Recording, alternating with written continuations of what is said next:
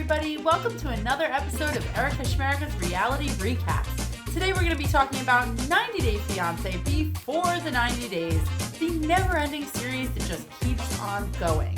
Today is episode 16, the finale. Let's get started. The finale, we started with Mike and XMen, who left off last week where they were sitting there, in the apartment, and Mike was refusing to leave and he was stomping around. He was getting a little hulking out. He finally agreed to leave on the condition that he could come back the next day to say adios to Harold and then Steven. So he leaves and he goes to the hotel for the night and he farts the night away by himself.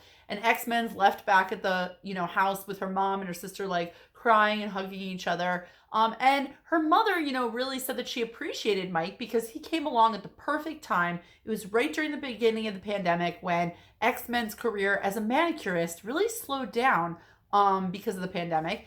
And he was able to provide them with food and shelter. So she's very grateful. XMen, not so much. But then we see the next morning, Mike called Jimena to see if he could come over and say goodbye to the family. And Jimena's like, no way, I'm done, goodbye. So they get off the phone, he heads over to the airport, he's all sad, and then they pan right to XMen as she's sitting there getting interviewed in her banana yellow shirt she keeps wearing, Sicario yellow, if you will. And she's sitting there and she, in the middle of, her interview, she's like, 1 minute. Uno momento, Kenny, that is. And she looks down her phone and she has a message from Mike. And it's Mike saying let's just work things out. Come on. I don't want your life to be hard. Your life was hard before me. And we could just work this out and I'll come back in September and it'll be great. And she's just smirking and she's like, no say. She doesn't say yes. She doesn't say no. She just left it as a no say. So no say where this relationship is going. But that was the last we saw of them on the finale. And Memphis and Hamza were ready for Memphis's big departure. Memphis said goodbye to Mother Hazmat and to the sister. Mother Hazmat was wearing a very adorable kitten sweatshirt, but I guess it might have been laundry day because the Hello Kitty sweatshirt might have been in the wash. And now she had a regular kitty sweatshirt on, but she said goodbye. She seemed upset to see Memphis go.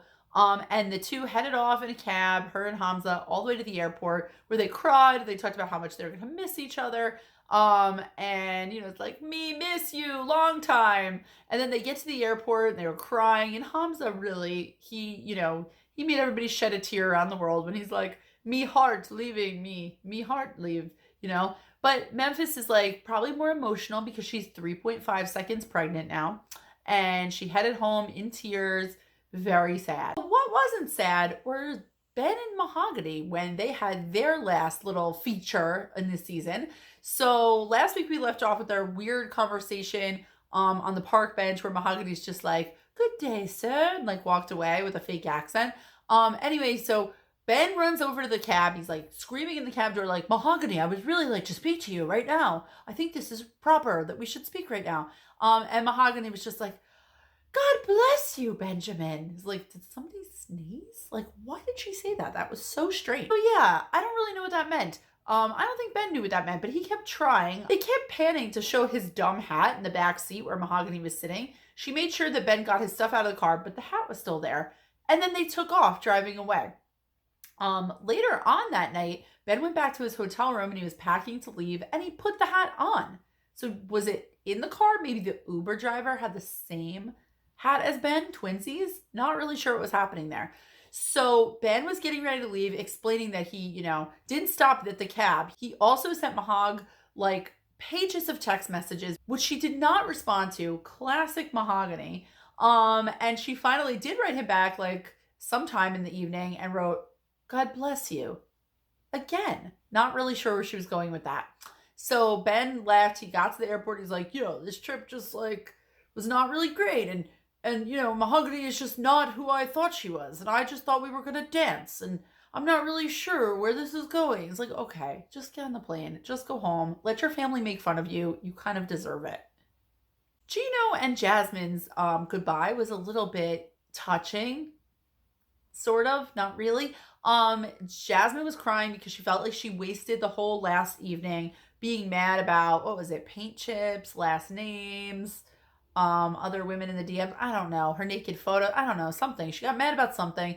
So she felt like she wasted the whole last night. Now she's crying. Gino's the love of her life, and he's leaving to go home to Michigan. So they, had a very emotional goodbye at the airport. Gino was crying at the airport too, but probably because he had to take his hat off for security.